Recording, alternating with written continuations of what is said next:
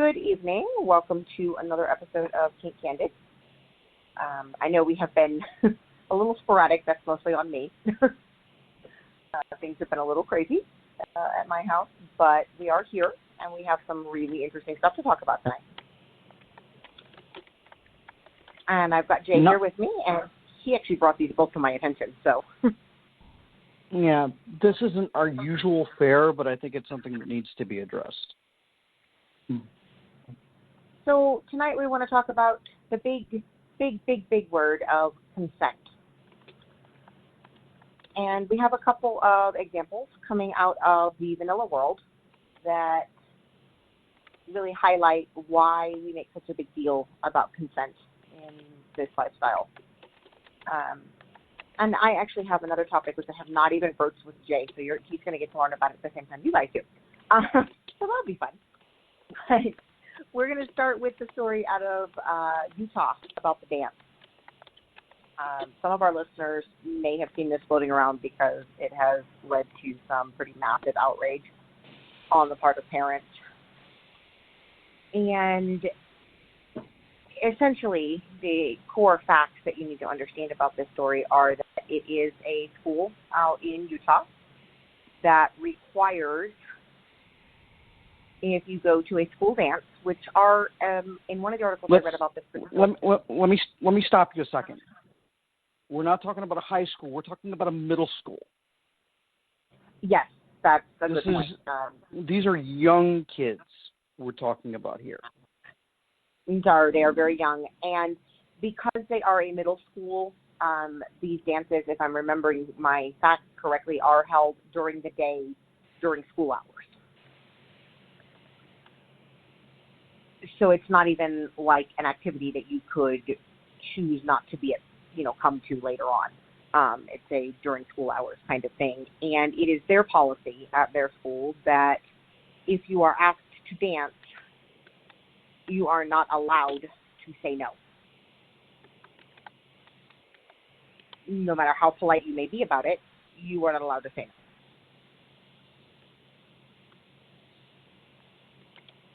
As both a person and a parent, yeah. I object strenuously to this.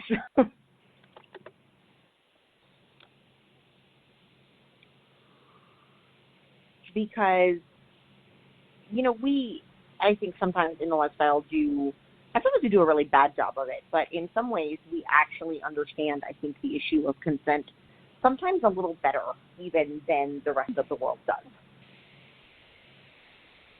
Not to say we don't have people that make really bad choices on that subject, but overall, I think those of us in the lifestyle understand consent in a way that maybe other people don't.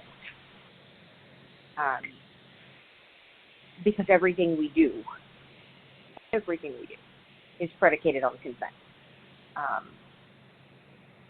The only difference between much of the activities that we voluntarily engage in and abuse, honestly, is the issue of consent.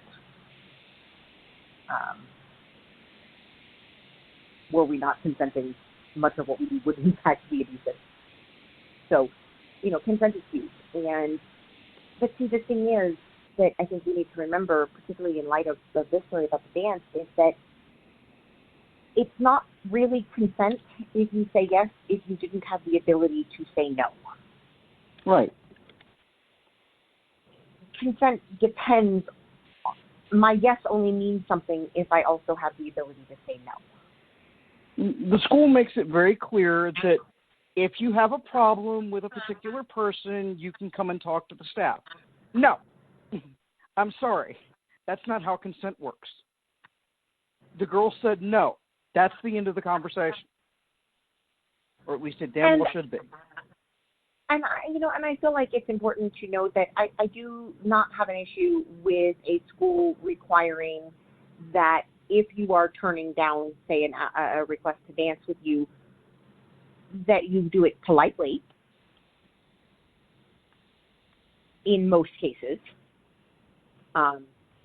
Obviously, I'm not going to require anyone to be polite to someone who has been harassing them or otherwise abusing or bullying them in some way. But in general, I think it's probably prudent to just say, you know what, you don't have to be rude. You can just say no. But, or as we say, or we're fond of in my house, no, thank you. Yep. We're very big on, no, thank you. And that should be in 99.9999999% of cases more than enough. Just say, no, thank you. And, that's something we do need to be, I think, as a society, teaching our young people. Yes, ask permission. Yes, ask for, consent to engage in a lot of activities, really. But, yes, ask for that. But also understand that sometimes when you ask, that might mean you get told no. Not everyone this is how you breed rapists, and it's how you breed all kinds of other really bad behavior, is by telling people that they are entitled to a yes because they've made a request of someone else. Right. Which is, you are never entitled. This is the beginning of the incel movement, if you'll pardon the interjection there. It is. These guys in the world that think that they're entitled to, anything a woman has to offer just because they have a penis between their thighs. No, thank you. No, thank you. You are not entitled to someone else's body. You are not entitled to someone else's company. You are not entitled to someone else's emotional labor. You are not entitled to many things. And the school is not entitled to insist. No. I would have raised Kate, personally. I really would. These are days when I thank gods I homeschool. Because that was exactly my thought. Never in my life been so glad I homeschooled my children. Because I would go full on Mama Bear over some things like that. You ain't seen nothing yet. Which brings us to a semi-related sort of issue in the context of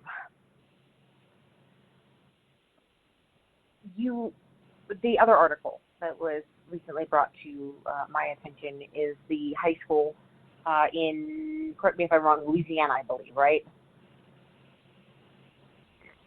Yeah. That is requiring that any female student who is going to attend their prom, or I might note, any female student who does not attend the school, any female who is not a student at that school but is attending as a date for someone at that school, is required to send the principal a photo of her potential prom dress and get with them in it.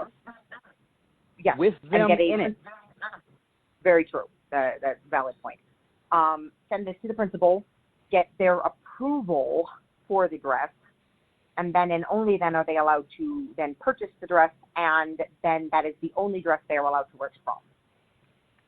Let's start with the fact that this is wholly impractical. And you can correct me if I'm wrong. You've worn these dresses. I have not. But I don't know of any place that's going to let you try it on and take pictures before you put money down. Typically, with the types of dresses in question, that is absolutely the case. They're very strict about these sorts of things. They are not typically, that's not a really easy thing to do. And additionally, you have the issue of, these are photos that are not necessarily something that someone wants getting out, so that's a security issue. But leaving sort of all of that aside, there is the complicated and very disturbing issue of the fact that it is of relevance here that male students are not being asked to get approval for what they wear to prom. Okay, my wife, upon reading this article, suggested that all the guys should show up in lingerie. Right, since they didn't have to get approval. There you go. Mini skirt. That would put an end to this little tactic of theirs right quick. And there are from a personal standpoint, I have seen photos of some of the dresses that get worn to some of these proms, and I can assure you that as liberal as I may be, some of them, no, they're not leaving my house dressed like that. But that should be a conversation had between, the student and their parents, not the student and the principal, not the parent and the principal. First off, I disagree with dress codes as is. That's standard First Amendment stuff. You hang around me long enough, you're going to learn that the First Amendment is my watchword. I no.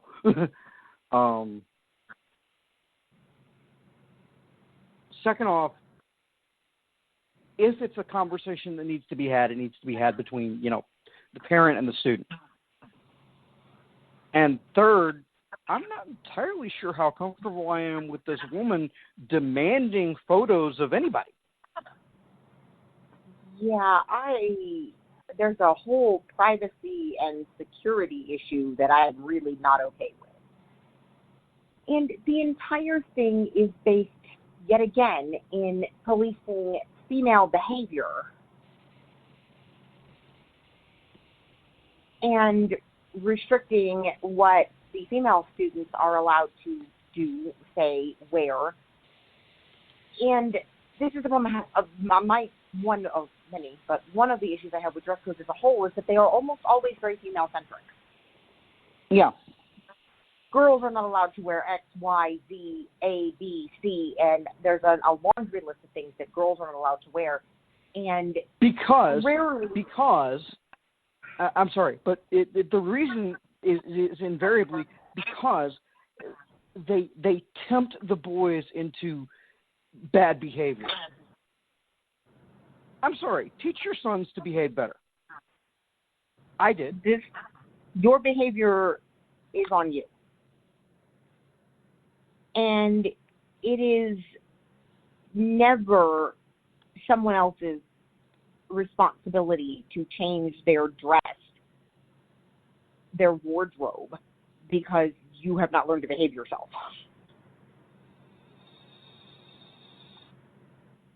There is never, that is never the case. And the issue that I have with it in this case is that, and this is one of the many things that come into these dress codes, and this is one example of them, is, yes, it's insulting to the female students. We're tempting, we're distracting, we need to change our behavior, yada, yada, yada, yada, yada. It's always on us and our responsibility to, not tempt the boys into doing whatever thing that you think they're going to do.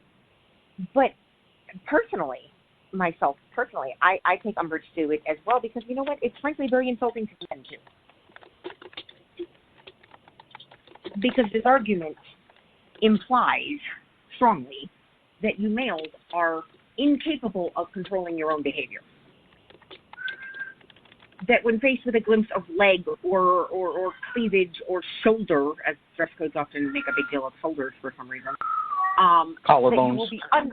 Collarbones. You will be unable to control your base instincts.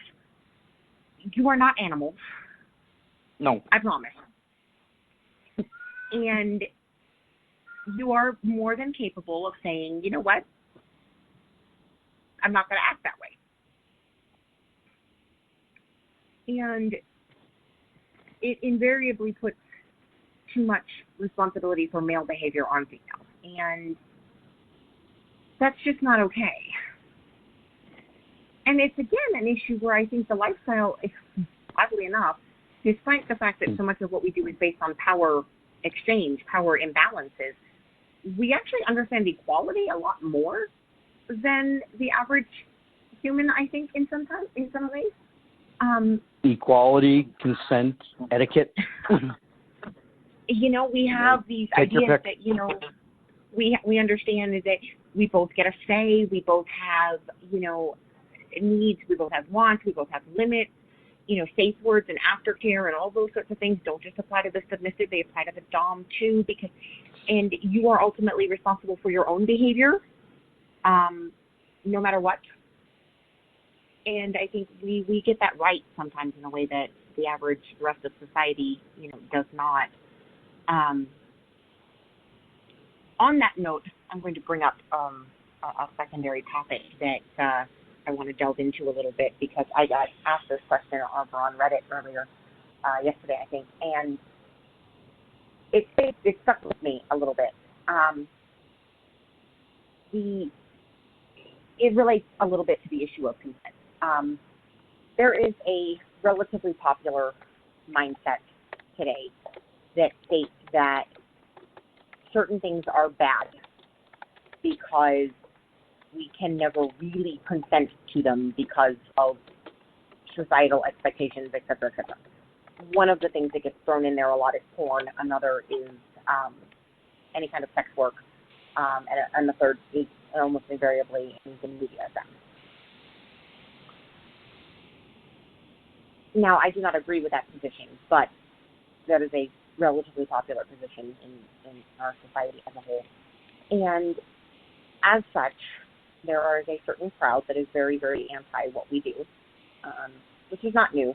And I frankly kind of take a whatever attitude about it, but it leads to the question of, how do you justify what you are doing, because in light of the fact that BDSM, quote, normalizes violence against women. And I wanted to bring it up, and I want to get your thoughts on it here, Jay, because I'll give mine in a second. But I thought it was a topic that was sort of relevant to what we were discussing tonight, and I thought it would be interesting to kind of delve into just a little bit. Right.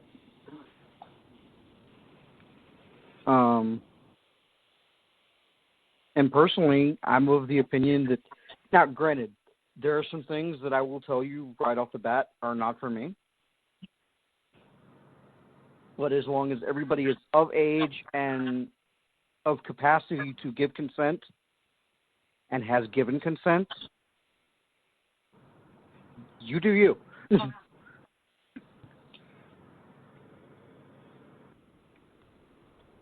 I know, just as an example, that there are certain things that I do that are not for you. So just, for our listeners, just be aware that there are things that I engage in, activities that I enjoy and engage in that would not fly in his house, just because we are different people and we have different sort of thoughts on these things. So we recognize that here at King Candid a lot, just because it applies to us too. What I do and what he does are not necessarily the same things. No, not anymore anyway. No, we've, as time has gone by and we've sort of grown as human beings, you'll see distinct differences in the activities that I engage in and the activities that you engage in. There are things that I do that are not for you. And, I think this is evidence of the fact that the need for what we have taken to calling over on Reddit Kinktivism, which, by the way, I would like to throw out to all of our listeners. There is a subreddit. It is known as Kinktivism. I am helping run it. We are devoting ourselves to the mission, so to speak, of combating misinformation and misunderstanding of what it is we do in the world as a whole. So a lot of what we discussed here then. Yes, very much sort of the same sort of thing. And it started because a fellow Redditor was mentioning the fact that he was getting frustrated by the fact that there are these articles about people who don't know what they're doing, engaging in breath play, which is one of the riskier forms of play. And there have been a couple of fairly high-profile cases where someone died. And the sort of vanilla world as a whole was very, very angry because their partner was not sent to prison for murder, because it was essentially determined that, and there was ample evidence in both cases, that this was a consensual activity, that both parties had consented and that simply went awry. And while tragic, did not rise to the threshold of murder. And it's led to this idea that we're all engaging in these horribly dangerous practices with no real safety considerations and, yada, yada, yada. And so I think this question about it normalizing violence against women sort of leads it back into the concept that we're talking about here, which is to say, It's a fundamental misunderstanding of what we do. And it puts, again, way too much responsibility on the woman, as opposed to making things equal and giving the woman just as much control and say over what happens to her body as her partner. And it bothers me because I have faced the sort of judgment on this particular issue in social media settings and such. And invariably what comes up is a lot of, how can you, as a woman, engage in these practices and behaviors knowing that you are normalizing this or contributing to what have you. And I'm going to tell you, it bugs the crap out of me. You're not the only one. I'm not normalizing violence against anyone else, like at all. I promise, really. And I've gotten rather tired of hearing that I am. Because, again, the key difference comes down to, as we said earlier, consent. It's not violence against me. Well, first of all, the idea that BDSM normalizes violence against women is upsetting because, frankly, not every submissive is a woman. So let's put that out there, like, first and foremost. There are plenty of male submissives running about. And obviously what's done to a male submissive cannot be normalizing anything against women because they are not women. So that's the first thing. So it's rooted in a place of absolute internalized misogyny to believe that this must be normalizing violence against women because the only people experiencing the submissive side of BDSM are women, which is frankly just ridiculous, firstly. Secondly, it is not violence against me. My dominant partner is not a violent person. He is not committing violence against me. That's not what we're doing. And so I fail to see how I can be normalizing an activity that I don't engage in. So that's my second, key point with it is that's an issue. And then you get into the issues of the idea that that's what's happening fundamentally removes my agency. Because it assumes that the only reason that I am a submissive is because I have been told that I am supposed to by some sort of powers that be in our society. And I can assure you that that is absolutely not true. And frankly, I don't appreciate the insult implied by telling me that I didn't really make a decision.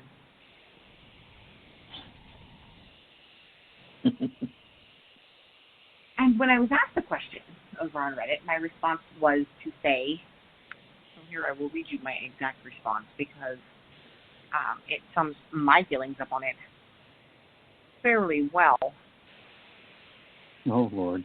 It was actually a fairly short response. I simply said, I don't. How do you justify your continued participation? And I was like, I don't, actually. BDSM doesn't normalize anything, much less violence against women due to consent. As long as someone is consenting, it's nothing more than people doing what they enjoy. And I think all of these pieces taken together, this question, the Louisiana prom dress fiasco, the can't say no to a dance debacle, all of that boils down to two competing and yet somehow also complementary issues that come into play. And both are important to talk about as it relates to consent. One is the infantilization of women. That we are simply not intelligent enough or don't have enough agency to make our own decisions. And that's seen in the, you don't really know what's good for you, you should just say yes, you don't know what to wear, you have to let your principal decide for you, and the, you don't really know that you're consenting to BDSM. It's obviously bad for you, and someone just needs to, tell you that so that you understand why it's bad for you. all of this is this sort of infantilization that we don't really know what we want or what's good for us. And the other is that somehow we don't have the ability or the right to say no, to decide for ourselves. It's the removal of our agency and the placing of responsibilities on us that are not ours. It's not my job to coddle someone because he asked me for a dance and say yes so that his little feelings don't get hurt. I can say no politely. No, thank you. Not interested. It's not my job to police what I wear because someone might be inflamed in some fashion by the sight of my shoulders or my collarbone. Or ankles. Why my shoulders and collarbone are so exciting, I really don't know. But, Or ankles. And I ask ankles, you name it. And the funny thing is, I say this as someone who generally dresses fairly modestly. You are unlikely to see large sections of my skin just because that's my personal choices. But it's not my responsibility, and I don't do it for anyone else. It's a personal decision I make for myself. But this idea that we can't really consent, that porn is inherently bad for women, and that there are no sex workers or adult actresses who just do this because they choose to. Or that all female submissives are somehow normalizing violence against other women, and that somehow I have quite literally myself personally been told that if another woman is abused by her partner, whether or not they are practitioners of BDSM is irrelevant to this accusation, by the way, but that if another woman is abused by her partner, that I bear responsibility because my participation in BDSM has normalized this and taught other men that women inherently want to be abused and be submissive. No, thank you. No, thank you. There's exactly one person at fault if someone abuses someone else, and that is the abuser. Period. Point blank, full stop. No one else is responsible. 100% of the responsibility for rape lies with the rapist. 100% of the responsibility for abuse lies with the abuser. And so this is, again, why consent is so hugely important, because if you decide to engage in, for example, some of the impact play, and there are people out there, and I'm not one of them, just for the record, but I do know that they exist, that part of their play involves punching. Like, they like this. They enjoy this. They enjoy being kicked or punched. This is the thing that they like. I personally am not one of those people, but you do you. Far be it from me to yuck someone else's yum. You have fun. But the only difference between kicking someone in the ribcage or punching someone in the face as abuse and kicking someone or punching them as part of BDSM play boils down to, again, consent. If the person says, please kick me in the ribs, this is something that I enjoy and it would make me really happy and I would really very much enjoy it if you did this for me, then it's BDSM. If you then decide that you're going to run around kicking other people because, well, Jane Smith over here likes being kicked, so obviously everyone does. The problem does not lie with Jane and her fetish for being kicked. No. Then it becomes abuse and most likely a prison sentence. Exactly. And if you are not capable of understanding that not everyone likes the same things,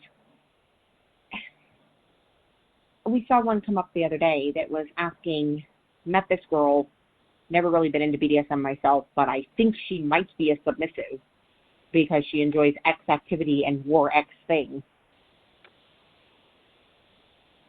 And I want to do Y sex act with her, and I don't know if she'll like it. Do submissives like that? Okay, well, first of all, please stop assuming that someone is submissive, okay? You're doing it wrong. You are doing it all kinds of wrong. And secondly, you cannot generalize. Do DOMs like X? Do subs like Y? I can't answer that question for you. this is why consent is so important, because just because sub A likes a specific activity does not mean that sub B is going to enjoy that even a little. No. And when it was pointed out to this individual that this is not a question that we can give you an answer to because it's not a general thing, and it's something that you're going to have to talk to the person in question to determine what her feelings are on the particular activity that you wish to engage in, was told, I'd rather not ask her. Okay, well, if you would rather not ask her, you should stay far, far, far away from everything involved with BDSM. Like, for real. Please stay away. Consent is huge. And I consent to things on a regular basis. We've been together for years, and you'll back me up on this because I know you do it with your partner too. We've been together for years. We know each other pretty well. And that, like I've said before on the show, I've never needed to stay forward with my partner because it's never been necessary in our relationship because of how in tune we tend to be with each other. But even so, he will check in with me regularly.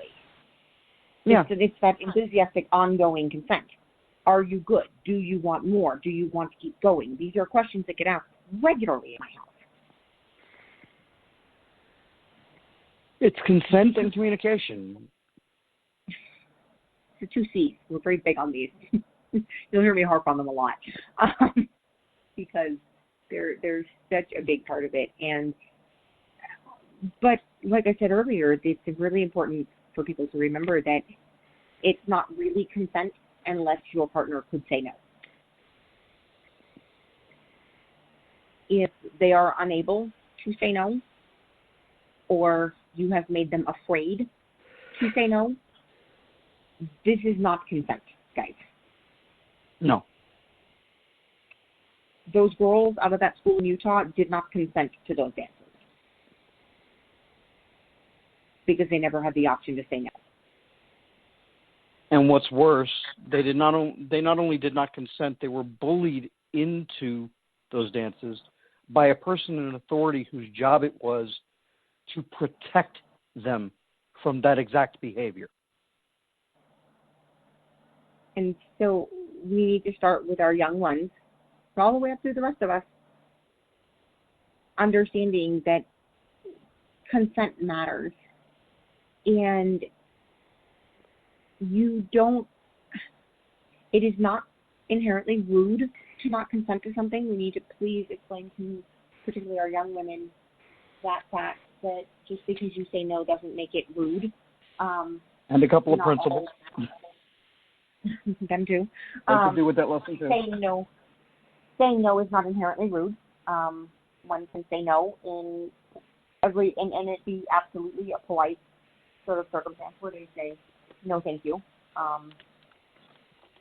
And so that's we need to explain to these young women that no, saying no is not inherently rude, and that it is okay whether you are a 11 or 12-year-old girl at your school dance, all the way up to grown women who are engaged in any form of relationship, men and women who are engaged in BDSM, all of these things. It is absolutely okay to say no. It doesn't make you a bad person. It doesn't make you rude. It doesn't make you a bad dom or a bad submissive. And please don't let anyone tell you that it does. Because I see one more so-called submissive telling all of us that it makes him a bad dom because he has limits or used the safe word to end the scene because they couldn't do it anymore. Yeah, I'm going to lose my mind. No. Just no. No. No. And I think it's vitally important if we want to continue to engage in our fun kink to understand that part of that means saying, no, thank you. I'd really rather not do that. And, sometimes that may be a thing that your partner really, really, really wants to do. And that kind of sucks. But still the way. And sometimes we get this really right as a community, and I would love to shout from our rooftops. Come pay attention to how we handle issues of consent. Is this okay? Do you want more? Are you good? These are questions that get asked by Dom, like all the time.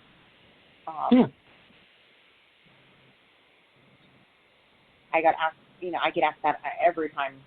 Well, maybe not every time, but pretty much every time. Anytime he's even remotely unsure of where I am in my own personal sort of scale, those check-ins happen because he respects me and my consent too much to go if he's unsure. Hey, are you good? Do you want to go? Are you done? And sometimes he will look at me and go, "You're done." We say love, but it's ongoing enthusiastic consent. Yes, please. Learn those words. And if I see one more person tell me that the consent negotiations are not sexy, I might in fact lose my mind. No, you're right. It's not always hugely sexy, but it needs to happen. Must happen. Has to happen. Have those conversations. And don't let anyone tell you have to say yes. For real. I know this wasn't our precisely planned topic for this week, but we, as things come to us, they get brought up. And so that will, however, open the door. Next episode, we are still intending to talk about the good and the bad of how kink is portrayed in the media. Books, TV, movies, you name it. I've been informed there are some interesting fan fictions out there that touch on this topic too. And if someone can stay out of the hospital and healthy, then perhaps that next episode will be next week. We're hoping. To be fair, I'm also not allowed to leave my house right now very much, so like I'm under strict orders. I go to work, and really not very many other places happen. COVID-19 has arrived in my state, and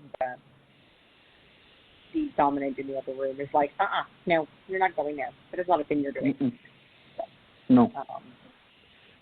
We went to Walmart to get something new. Work, shopping, home.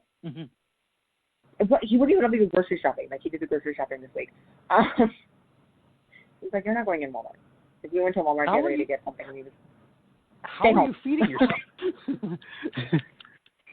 Well, he went to get groceries, you see. I'm just not allowed to go grocery shopping. He does realize that his being contaminated doesn't save you. No, that is why we have, like, there's an EPA list of cleaners now out there that will actually kill the virus, and so we have that, and we're disinfecting, like, everything and hand sanitizing everything in our house. So we're still keeping a close eye on it because I am a high-risk patient, so we're kind of being very cautious right now. So Shay is restricted mostly to work and home. Cabin fever is real. A little bit, yeah, a little bit. But, for safety reasons, I'm also currently wandering around in a knee brace, so that's the whole thing. That's a whole different thing. Yeah, that's the whole thing. Stop breaking the equipment. To be fair, in my defense, it was black ice. I was not responsible. So. Well, see, this is why he keeps you in the house. Exactly. So, hopefully, if all things go well and we're not, in complete and utter, like, martial law by then, hopefully next week we'll get another episode up. We're hoping our state doesn't go any further down the rabbit hole. We've got a state of emergency and everything already declared, so we're keeping an eye on it. But in theory, next week. Certainly next episode, though, I want to talk about the good and the bad. There's probably more bad than good, honestly, but where the good exists, I want to call it out. So Works for me. Talk about what they get right, what they get wrong. Go from there. So until then, stay kinky, and we will talk to you next time. In the meantime, be safe out there.